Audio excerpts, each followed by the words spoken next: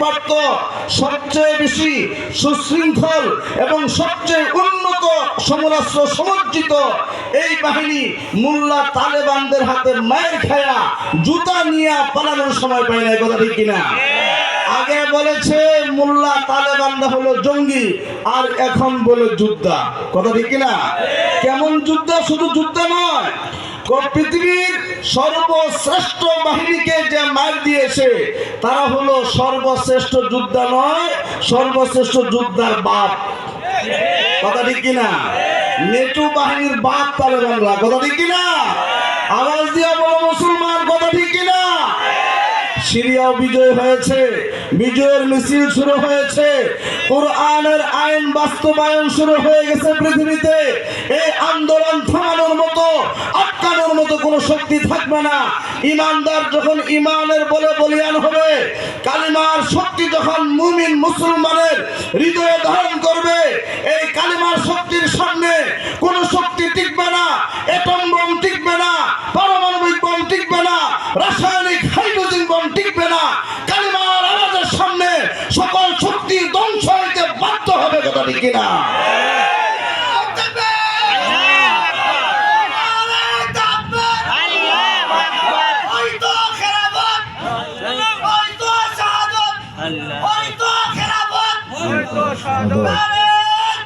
আল্লাহু আকবার। মুহতারাম হাজিরিন, বলতেছিলাম রূহের কথা। রূহের গতি কত জানেন? রূহ যে আল্লাহ দান করলেন, আল্লাহর আদেশ মাত্র এই রূহের গতি এই আলোর গতির চেয়ে আরো 1000 গুণ বেশি। কেমন? আলোর গতি সেকেন্ডে 1,86,000 মাইল। সেকেন্ডে কত হাজার মাইল? 1,86,000 মাইল। আপনি চিন্তা করেন, ওই কর্নারে যদি বিদ্যুতের একটা সুইচ আপনি অন করেন, ওই কর্নারে যে বাতিটা জ্বলতে একটু সময় নেই। কথা ঠিক কিনা? আলোর গতি, বিদ্যুতের গতি। আর রূহের গতি কেমন? এক মুহূর্তে আপনি ইউরোপ, আমেরিকা, আফ্রিকা ঘুরে চলে আসতে পারবেন। কথা ঠিক কিনা? রূহের গতি কেমন? আপনি ঘুমায় আছেন বিছানা, মক্কা শরীফ যায় আপনি কাবা তওয়াফ করতেছেন। হয় কিনা? এমন অনেকের। আল্লাহু আকবার। আল্লাহ সকলকে নসিব করুন, সকলে বলেন আমিন। আর নবীজির রওজায় যায়, নবীজির রওজার সামনে দাঁড়ায় আপনি সালাম দিচ্ছেন, ঘুমায় আছেন ঘরে, আত্মা চলে গেছে মদিনা শরীফে। বলেন না সুবহানাল্লাহ। এমন অনেক বান্দার হয়। তদ্রুপ ভাবে অনেক বান্দা কাবা তওয়াফ করে, আবার অনেক বান্দা অনেক গুনার কাজও স্বপ্নে হয়ে যায়। কথা ঠিক কিনা? তো মুহতারাম, বোঝা গেল রূহের যে গতি, একটা মানুষকে, ঘুমন্ত মানুষকে ডাক দেওয়ার পরে সে জাগ্রত হওয়ার সাথে সাথেই তৎক্ষণাৎ সে সবকিছু বোঝে না, একজন জাগ্রত ব্যক্তি যতটুকু বোঝে। বিজ্ঞানীরা বলে তার রূহটা যে অনেক দূরে থাকে, রূহটা বডির সাথে কানেকশন হইতে একটু সময় নেয়, সময় লাগে। মুহতারাম হাজিরিন, রূহের গতি অনেক 1000 গুণ বেশি গতি। এই রূহটাকে যদি আমি নিয়ন্ত্রণ করতে পারি, আল্লাহ এই কথাই বলেছেন। এই পর্যন্ত মাগরিবের পর থেকে আলোচনা এই পর্যন্তই আছে। আদম আলাইহিস সালামের কথা মনে আছে তো? ওয়াজ কোন জায়গায় রেখে আসছি মনে রাখেন। ওয়াজ কিন্তু এখনো জান্নাতে আছে। কোথায় আছে? জান্নাতে। ওখান থেকে আলোচনাটা শেষ করলে আমার কথা শেষ হয়ে যাবে ইনশাআল্লাহ।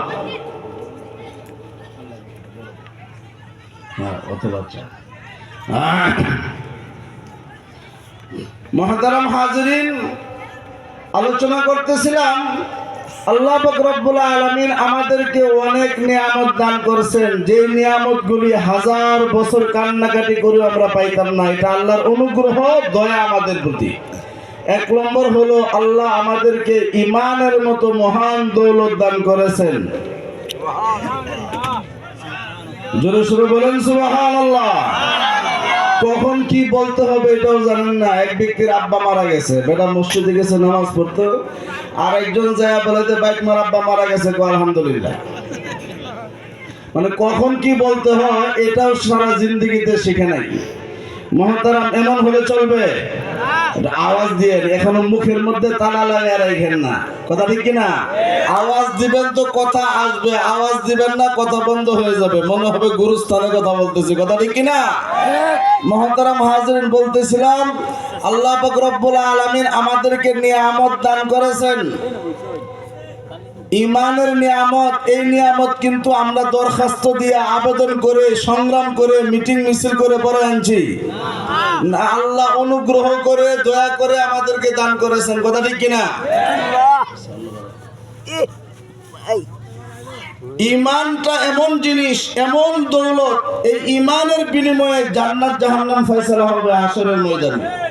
যার যারা পরিমাণ ইমান থাকবে সে গুনার কারণে যদিও জাহান্নামে যায়, কিন্তু ইমান আছে, এই কারণে ইমানের বদৌলতে সে জান্নাতে ফিরে আসবে। কথা ঠিক কিনা? তাহলে বোঝা গেল ইমানটাই হলো জান্নাত জাহান্নামের ফয়সালাকারী। ইমানদার জান্নাতি আর বেঈমান জাহান্নামী, খালিদান মুখাল্লাদান ফিহা আবাদান, চিরস্থায়ীভাবে সে জাহান্নামে থাকবে। মহতারাম, এই জন্য আমরা যে ইমান পাইলাম শুকরিয়া আদায় করার দরকার আছে কিনা নাই?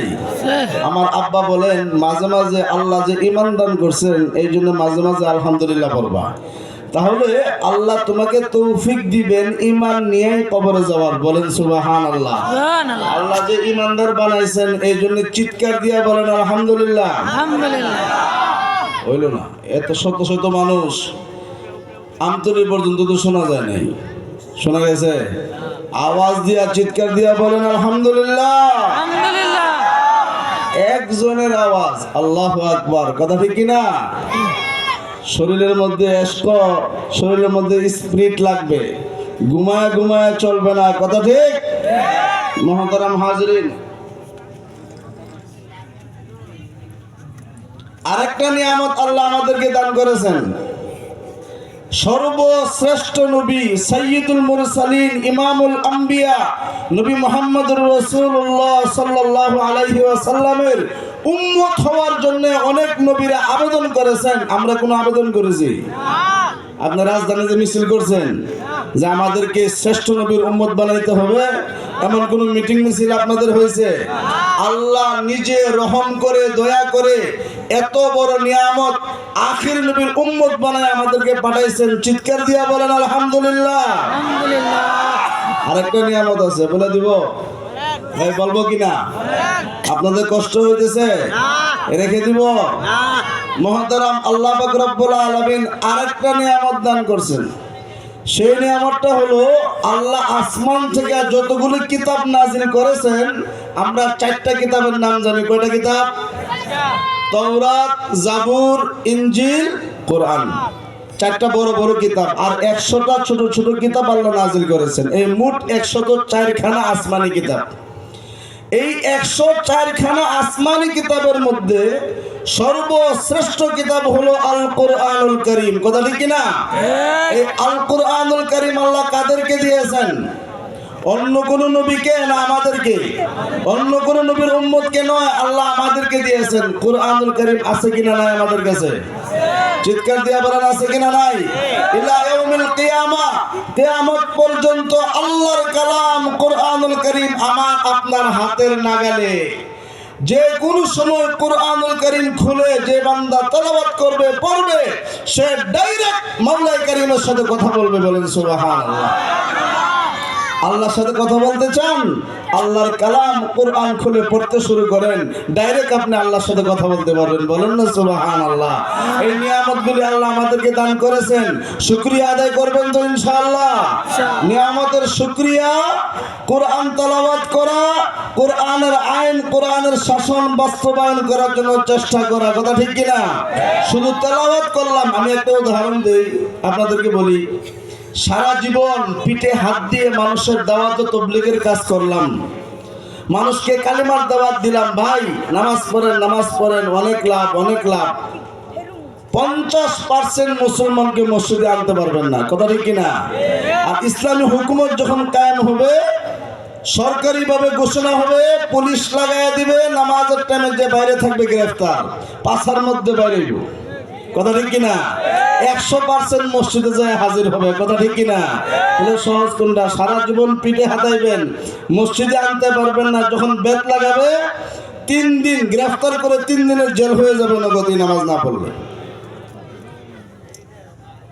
এমন যদি ব্যবস্থা কায়েম হয় তাহলে 100% লোক মসজিদে যাবে, কথা ঠিক কিনা? তাহলে আমাদের কোরআন তেলাওয়াত করতে হবে, কোরআনের আইন বাস্তবায়নের জন্য চেষ্টা করতে হবে। রাজি আছি তো ইনশাআল্লাহ? আল্লাহ আমাদেরকে তৌফিক দান করুন, সকলে বলেন আমিন। আদম আলাইহিস সালাম কোথায় আছিলেন? জান্নাতে। খেয়াল আছে তো? বডি কয় হাত কথা কইছে ভাই? 60 হাত। কয় ফিট হলো? আচ্ছা, 60 হাত হলে কয় ফিট হয়? 100। বিশাল ইখতিলাফ হয়ে গেছে। তুমি বলতে 60 হাতটাই আমরা বুঝি, কথা ঠিক কিনা? 60 হাত লম্বা ছিলেন, কেমন বডিটা ছিল? আদম আলাইহিস সালামের বডি দেখে ফেরেশতারা পর্যন্ত আশ্চর্য হলো, কারণ নতুন একটা জিনিস আল্লাহ বানাইলেন, আগে কেউ জানে না। মানুষের বডি কেউ আগে দেখে নাই, আল্লাহ প্রথম বানাইলেন মাটি দিয়ে। পরে আল্লাহ রূহ ফুঁকে দিলেন, কুলির রূহু মিন আমরি রাব্বি। আল্লাহর রূহটা যখন আদমের বডির ভিতরে ঢুকে গেল, আদম আলাইহিস সালাম একটা নাড়াচাড়া দিলেন, দিয়ে একটা হাঁচি দিলেন, হাঁচি দিয়ে বললেন আলহামদুলিল্লাহ। একটু আস্তে কোন মহিলারা শুনবো, জোরে বলেন আলহামদুলিল্লাহ। পৃথিবীর সর্বপ্রথম কালিমা আলহামদুলিল্লাহ, জোরে বলেন। সর্বশ্রেষ্ঠ কালিমা লা ইলাহা, সর্বপ্রথম কালিমা আলহামদুলিল্লাহ। আদম আলাইহিস সালাম নড়াচড়া দিয়ে হাঁচি দিলেন, সাথে সাথে বললেন কি? সমস্ত প্রশংসা কার জন্য? আমাদের হায়াতের মালিককে, রিজিকের মালিককে, মৌতের মালিককে। আল্লাহ বলেন আল্লাযী খালাকাল মাউতা ওয়াল হায়াতা লিয়াবলুয়াকুম আইয়ুকুম আহসানু আমালা। আমাকে সৃষ্টি করছেন কে? আমাকে বানাইছেন আল্লাহ, আমাকে রিজিক দেন আল্লাহ। আল্লাহ বলেন আমি তোমাকে হায়াত দিলাম, আমি আল্লাহ তোমাকে মৌত দিব।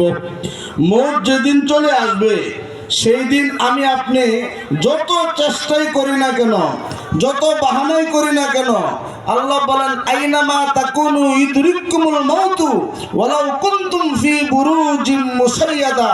তুমি যদি সুরম্য অট্টালিকার ভিতরে থাকো, পাহাড়ের ভিতরে তুমি আশ্রয় গ্রহণ করো, তুমি বাঁচতে পারবে না, মৃত্যু তোমাকে সেখানেই গ্রেফতার করবে, কথা ঠিক কিনা?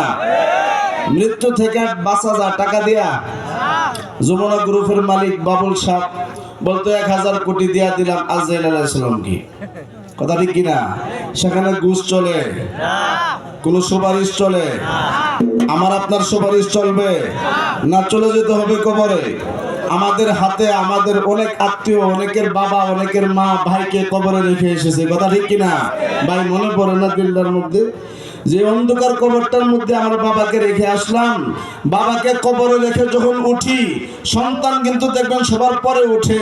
সন্তান বাবার চেহারাটা খুলে যখন তাকায়, যখন সন্তান বাবার চেহারার দিকে তাকায় বলে বাবা সারা জীবন কত কষ্ট করলা, না খেয়ে থাকলা, সারা জীবন কষ্ট করে মেহনত করে আমাদেরকে দুনিয়াতে রেখে আজকে তুমি চলে যাচ্ছ, দেখবেন সন্তান চোখে পানি ফালাইতে ফালাইতে সর্বশেষ কবর থেকে উঠে, কথা ঠিক কিনা?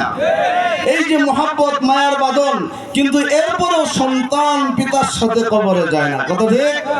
মুহতারাম, এই বাস্তবতাটা সামনে আমাদেরও আসতেছে, প্রস্তুত থাকেন। জান্নাতে হযরত আদম আলাইহিস সালাম নাড়াচাড়া দিয়ে সর্বপ্রথম কালেমাটা কি বললেন বলেন? আলহামদুলিল্লাহ। আর সর্বশ্রেষ্ঠ কালেমা কি? লা ইলাহা ইল্লাল্লাহ। মুহতারাম হাজির, রূহের কথা বলতেছিলাম, রূহটা আসছে আল্লাহর পক্ষ। আমার বয়ান প্রায় শেষ, পরবর্তী বক্তা নিয়ে আসেন। অনেক লম্বা হয়ে গেছে না আলোচনা, অনেক রাত, শীতের রাত, আপনাদেরকে এত কষ্ট দেওয়া আমার মাকসাদ নয়। এই জন্য পরবর্তী আলোচক যিনি আসছেন আখিরি মোনাজাত করে দিবেন, থাকলে নিয়ে আসেন, নাহলে আমি আখিরি মোনাজাত করে দেব। আমারই আখিরি মোনাজাত করতে হবে, আপনারা করে যাবেন তো ইনশাআল্লাহ? না আমারা ছুঁয়ে চলে যাবেন? ওই যারা যাইতেছে ওনারা আখিরি মোনাজাত পাবে না, কথা ঠিক কিনা? সারাদিন মেহনত করলো ফলাফল নাই।